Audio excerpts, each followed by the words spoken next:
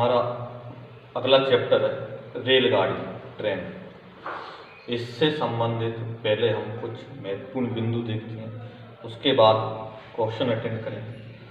तो पहले इसमें दो बिंदु विशेष देने हैं, एक दूरी पर, दूसरा चाल पर। दूरी में यदि हम यहाँ पर देखते हैं, जब कोई रेलगाड़ी किसी व्यक्ति या खंभे को पार करती है तो उस कंडीशन में रेलगाड़ी की लंबाई को ही दूरी लेते हैं। ठीक है, पहली कंडीशन क्या है, जब कोई रेलगाड़ी किसी व्यक्ति या खंभे को पार करेगी तो रेलगाड़ी की लंबाई को ही दूरी लेंगे। ठीक है, जैसे यहाँ पर क्या है, इधर यहाँ पर जो दिख रहा है, जैसे ए बी क्या है, रेलगाड़ी है, और यहाँ पर क्या है, ये कोई व्यक्ति मान लें या खंभा मान लें, तो रेलगाड़ी ए जब इस व्यक्ति को पार करेगी तो ए वाला बिंदु कहाँ पे आना चाहिए, यहाँ पर आना चाहिए, और बी यहाँ पर पहुँच जाएगा। मतलब इस रेलगाड़ी की लंबाई के बराबर इसको दूरी पार करना पड़ेगी, तब यह व्यक्ति को पार कर पाएगी। ठीक है, फिर दूसरा यहाँ पर देखें, जब कोई रेलगाड़ी किसी पुल, सुरंग या किसी प्लेटफॉर्म को पार करती है तो उस कंडीशन में दूरी क्या लेते हैं, रेलगाड़ी की लंबाई और पुल की लंबाई। एल यहाँ पर रेलगाड़ी की लंबाई है,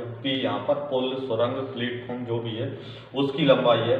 तो जब कोई रेलगाड़ी किसी पुल, सुरंग या प्लेटफॉर्म को पार करेगी तो रेलगाड़ी की लंबाई और पुल की लंबाई दोनों को जोड़ने पर, प्लस करने पर हमको क्या आगे दूरी प्राप्त हो जाएगी। ठीक है, जैसे यहाँ पर क्या है, ए बी कोई रेलगाड़ी है, पी की कोई पुल है, और ए बी रेलगाड़ी यदि इस पुल को पार करेगा तो हमको पता है ये वाला बिंदु कहाँ पर जाना चाहिए, क्यू पर जाना चाहिए। ठीक है, तब यहाँ पर क्या है, ए बी रेलगाड़ी पी क्यू को पार करेगी, मतलब A B plus P Q के बराबर इसको दूरी तय करना पड़ेगा। ठीक है, तीसरा यहाँ पर देखें, जब यहाँ पर क्या है, दो रेलगाड़ी एक दूसरे को पार करें तो दूरी, यहाँ पर जब दो रेलगाड़ी एक दूसरे को पार करें, चाहे वो विपरीत दिशा में पार करें चाहे समान दिशा में पार करें, तो उस पर क्या दूरी का कंडीशन एक ही होती है, जब दो रेलगाड़ी एक दूसरे को पार करेंगी तो दोनों रेलगाड़ी की लंबाई का ये होगा दूरी बराबर क्या है, L1 प्लस L2।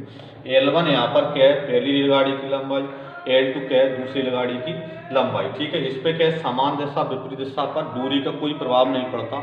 ठीक है, समान दिशा विपरीत दिशा चाल से प्रभावित होती है। ठीक है, तो यहाँ पर दूरी क्या लेंगे, L1 प्लस L2 कब, जब दो रेलगाड़ी एक दूसरे को पार करेंगी तो।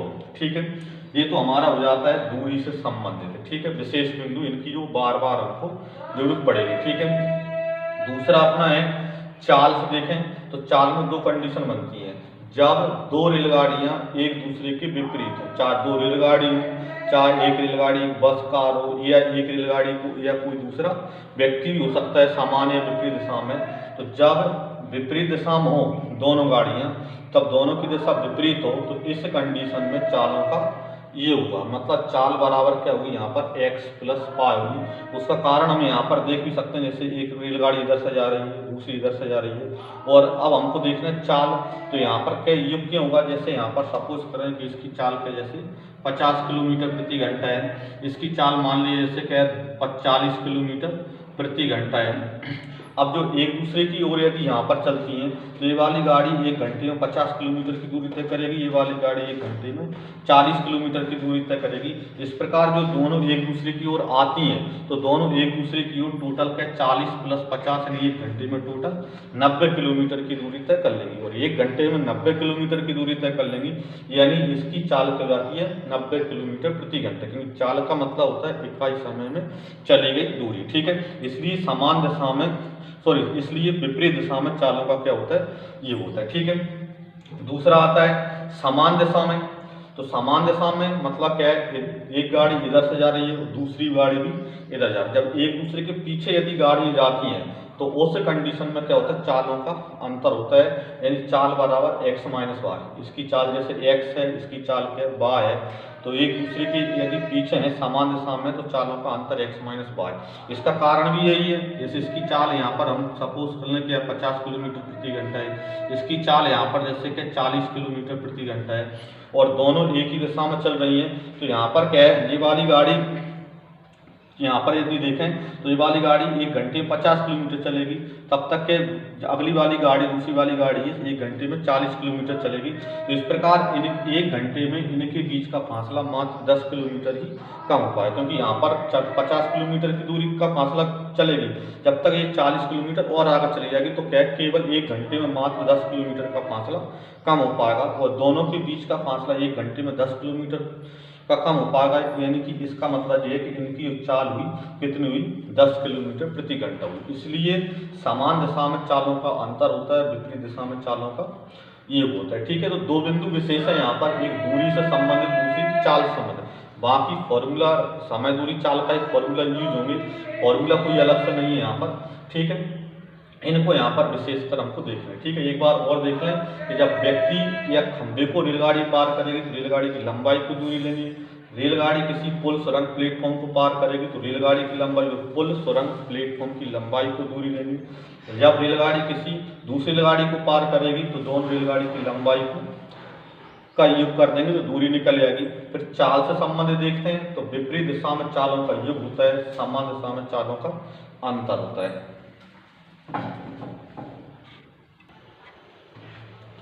देखिए पहला प्रश्न है हमारा, एक 600 मीटर लंबी ट्रेन 30 किलोमीटर प्रति घंटा की चाल से एक खड़े हुए व्यक्ति को कितने समय पार कर देगी, हमको निकालना। ठीक है, 600 मीटर लंबी ट्रेन है, 30 किलोमीटर प्रति घंटा की चाल से जा रही है, तो एक व्यक्ति को पार करने में कितना समय लेगी।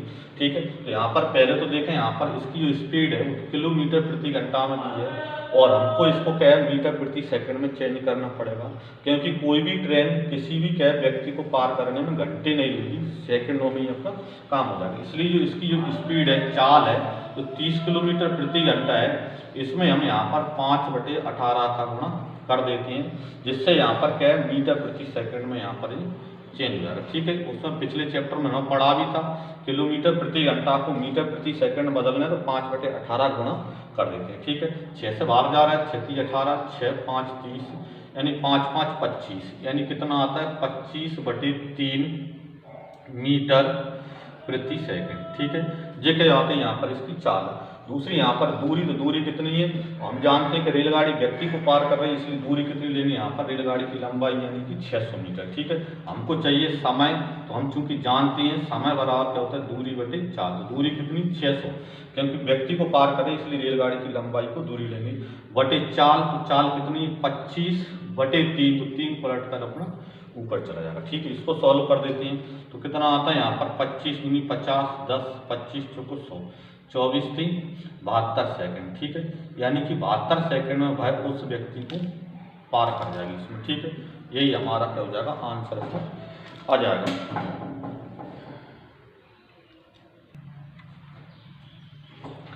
देखें अगला प्रश्न है, एक 2300 मीटर लंबी ट्रेन 700 मीटर लंबे प्लेटफॉर्म को 60 किलोमीटर प्रति घंटा की चाल से पार करने में कितना समय लेगी। ठीक है, तो देखिए 2300 मीटर लंबी ट्रेन है और प्लेटफॉर्म की लंबाई कितनी 700 मीटर है और उसकी चाल कितनी है 60 किलोमीटर प्रति घंटा। तो पहले तो हमको जो चाल है इस चाल को ही क्या करना पड़ेगा, चेंज करना पड़ेगा। 60 किलोमीटर प्रति घंटा है, इसलिए इसको मीटर प्रति सेकंड में बदलने के लिए 5/18 का गुणा कर देते हैं। ठीक है, 6 3 18, 6 से काटते हैं 10, यानी कितना आता है 50/3 मीटर प्रति सेकंड इसकी चाल है। अब चूंकि हमको क्या निकालना है, समय निकालना है, और हम जानते हैं जब कोई ट्रेन किसी प्लेटफॉर्म को पार करती है तो ट्रेन की लंबाई और प्लेटफॉर्म की लंबाई प्लस हो जाती है, वही अपनी दूरी बनती है। यानी समय निकालना है तो समय बराबर क्या होता है दूरी बटे चाल। तो दूरी कितनी बनेगी, ट्रेन की लंबाई प्लस प्लेटफॉर्म की लंबाई, मतलब 2300 प्लस 700 यानी कितना हो जाएगा 3000 बटे में यहाँ पर चाल, तो चाल कितनी है 50/3, तो 3 अपना ऊपर चला जाएगा चेंज पर। ठीक है, इसको काट दें यहाँ पर 0 से 5 6 30, 60 किया 120। ठीक है, 6 3 18, यानी यहाँ पर क्या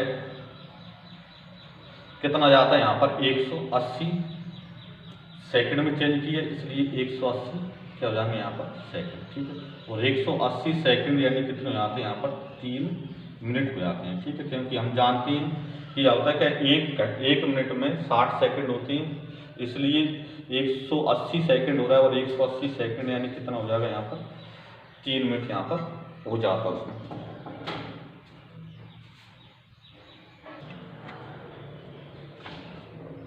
अगला प्रश्न है, 2 रेलगाड़ियों की लंबाई क्रमशः 400 मीटर तथा 150 मीटर तथा उनकी चाल 30 किलोमीटर प्रति घंटा तथा 45 किलोमीटर प्रति घंटा हो, तथा दोनों गाड़ियां एक दूसरे के विपरीत दिशा में आ रही हैं, तो एक दूसरे को कितने समय में पार कर लेंगे। ठीक है, तो यहाँ पर देखें, पहले तो दूरी देखें, तो दूरी में क्या है, 2 रेलगाड़ी है, और हम जानते हैं दोनों रेलगाड़ी की लंबाई हो जाती है। ठीक है, जब भी 2 रेलगाड़ी दे रखी होती हैं, एक दूसरे को पार करती हैं, दोनों रेलगाड़ी की लंबाई क्या होती है, का योग जो होता है वो दूरी होता है। इसलिए 400 + 150 मतलब 550 मीटर दूरी। दूसरी चाल, तो एक की चाल कितनी, 30 किलोमीटर प्रति घंटा, दूसरी की चाल क्या है, 45 किलोमीटर प्रति घंटा। अब चूंकि दोनों की जो दिशा है वो कैसी है, विपरीत है, विपरीत दिशा में चालों का योग होता है, इसलिए इनकी चाल बनेगी। चाल तो क्या बनेगी यहाँ पर 30 + 45 यानी कितना, 75 किलोमीटर प्रति घंटा। इस किलोमीटर प्रति घंटा को मीटर प्रति सेकंड में बदलने के लिए हम 5/18 गुणा कर देते हैं। ठीक है, 3 से कटता है, 3 से 6 और 3 से काटते हैं 25। इसको सॉल्व करते हैं, कितना आता है 125/6। ये हमारा हो जाता है मीटर प्रति सेकंड। ठीक है, दूसरी दूरी देखें, तो दूरी चूंकि कितनी यहाँ पर क्या है, 400 + 150, क्योंकि दोनों रेलगाड़ी की लंबाई का योग सदैव क्या आता है, दूरी बनती है। ठीक है, दूरी कितनी यहाँ पर 550 मीटर।